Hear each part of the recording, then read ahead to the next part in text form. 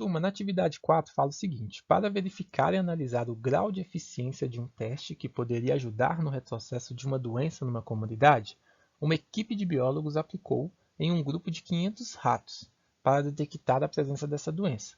Porém, o teste não é totalmente eficaz, podendo existir ratos saudáveis com resultado positivo e ratos doentes com resultado negativo. Sabe-se ainda que 100 ratos possuem a doença, 20 ratos são saudáveis com resultado positivo, 40 ratos são doentes com resultado negativo. Imaginando que um rato foi escolhido ao acaso e verificou-se que o seu resultado deu negativo, determine a probabilidade desse rato ser saudável.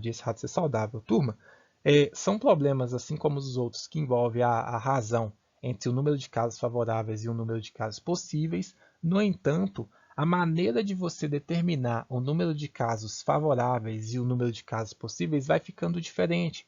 Vai acontecendo algumas condições que influenciam nesses números.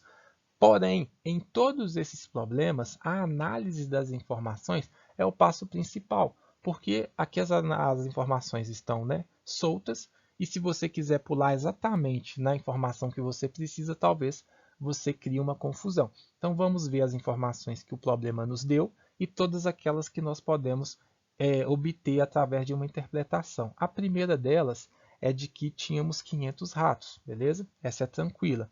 Uma outra informação importante também, todas são, que 100 ratos estavam doentes, 100 ratos possuem a doença. Então, vou tentar marcar aqui para vocês, olha só, 100 ratos possuem a doença. Se 100 ratos estão doentes, de um total de 500, podemos concluir que 400 estavam saudáveis. E aí, com base nesses ratos saudáveis, o nosso próprio problema fala o seguinte, que 20 ratos, o nosso enunciado fala que 20 ratos são saudáveis com resultado positivo. O resultado deveria ser negativo, mas é um caso, é isso que ele está falando, que o teste não é eficaz. Se 20 desses 400 deu positivo, 380 são ratos saudáveis com resultado negativo. É uma outra informação que nós podemos interpretar. E a última informação que está aqui mais nítida é que 40 ratos são doentes com o resultado negativo. Então, dos 100 ratos que são doentes, 40 o resultado foi negativo e, consequentemente, 60 o resultado deu positivo.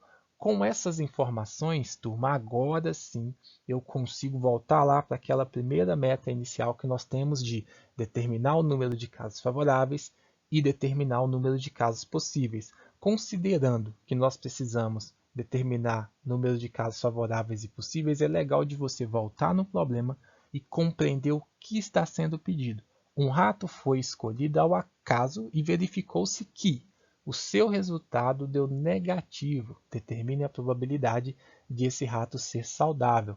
Turma, dentre as possibilidades de dar negativo, qual é a possibilidade de estar saudável? Por quê? Tem rato que deu negativo, mas ele estava saudável, porque é de fato o que tinha que acontecer, e tem rato que deu negativo, mas ele estava doente. Então, olha só, vamos começar pelo número de casos possíveis. É possível que ele seja negativo aqui, nessa parte dos ratos que estão saudáveis, e é possível que ele seja negativo aqui, nessa parte dos ratos que estão doentes. Então, eu preciso considerar tanto 380 quanto 40 casos, beleza? Já nos casos favoráveis, que é aquele caso que eu quero descobrir a probabilidade, eu preciso levar em consideração que são 400 ratos saudáveis, mas desses 400, turma, 20, o resultado não é negativo.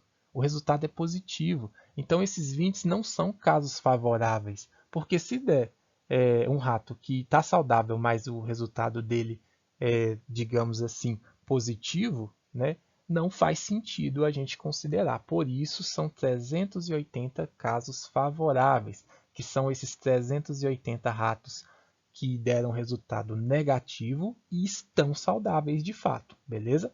Olha só, montando a nossa razão, 380 no número de casos favoráveis e 380 mais 40 no número de casos possíveis. Somando isso aqui, dá 380 para 420. Essa é a nossa probabilidade, que pode e deve ser simplificada. Eu posso dividir isso aqui por 2, tanto o numerador quanto o denominador, ou seja, o antecedente quanto o consequente, já que falamos de razão. 380 dividido por 2 é 190, 420 dividido por 2 é 210.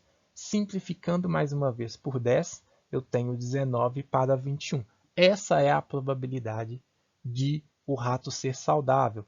Se você tirar, escolher um rato aleatoriamente e o resultado dele for negativo, a probabilidade dele estar saudável é de 19 em 21. É uma probabilidade alta, né, pessoal? É aquela questão, são 2 para 21 a probabilidade de ele não ser um rato saudável, beleza?